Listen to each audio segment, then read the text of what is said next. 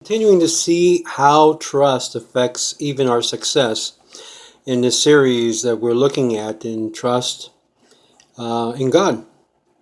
In the previous video, we made it very clear that trusting in God implies believing in the possibility, not necessarily the certainty of deliverance.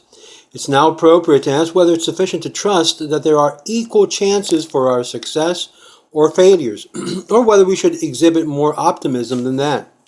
Our early authorities seem to be of the opinion that we may perhaps even should hope for a better equal chance of success.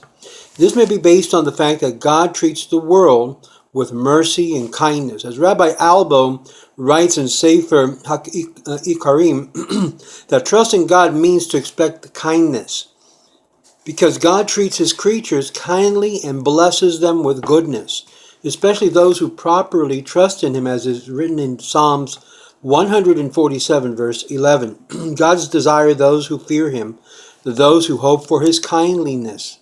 This shows that he wants us to look towards him and his loving kindness. King David also said in Tehillim 130, verse 7, Psalms 130, verse 7, "Let Israel hope for God, for with God there is kindness."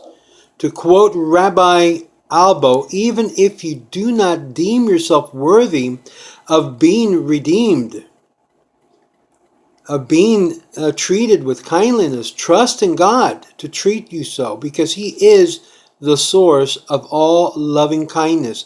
As is stated, for with God there is kindness. And as the prophet Jeremiah says in Micah or Lamentation chapter 3 verse 21 and 22, "This I call to mind, therefore I hope."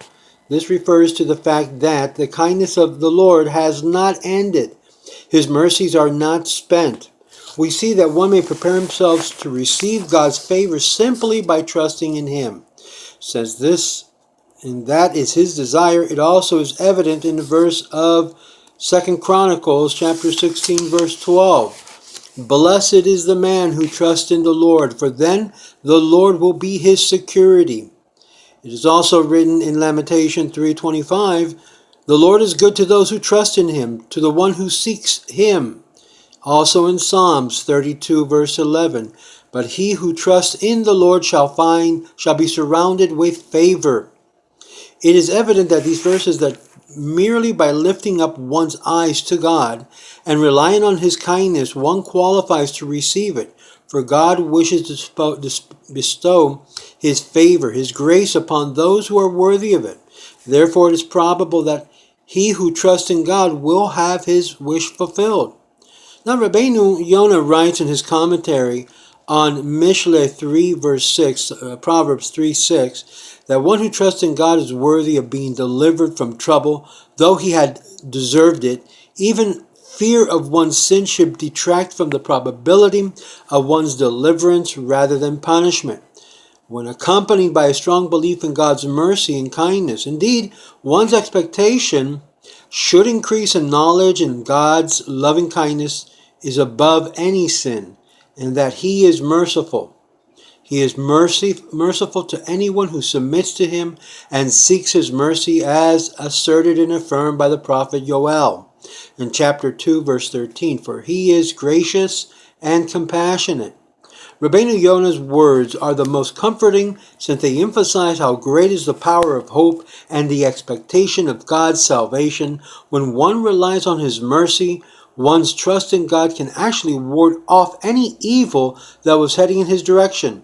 This is in line with what the Novhadarkers often remarked, that trust in God is a big repair shop. Apparently, the above generally applies when the natural course of events that the feared trouble is the most likely to occur. But even if it's expected with a near certainty, one must not despair of God's mercy, as our sages tell us. In Berachot chapter 10 verse A, even a sharp sword lies on man's neck. He should not desist from praying for mercy. However, in such a case, it's probably sufficient to hope for the possibility of deliverance. Otherwise, one should trust in God's kindness and believe in his salvation is quite attainable. though not guaranteed. Yet he must tell himself, God knows better than I do what is good for me. Therefore, I will accept his decree without any complaints. One who trusts in God in this manner will not lose faith, even if his expectations are not met, since he is fortified with the belief that everything that God does is for good. Kol tu. And this we learn is how to achieve success even when we're down and out. Remember, all things work for good for those who love God. So, the goodness of God is what spares us from all the calamities, by his grace alone. Shalom, shalom.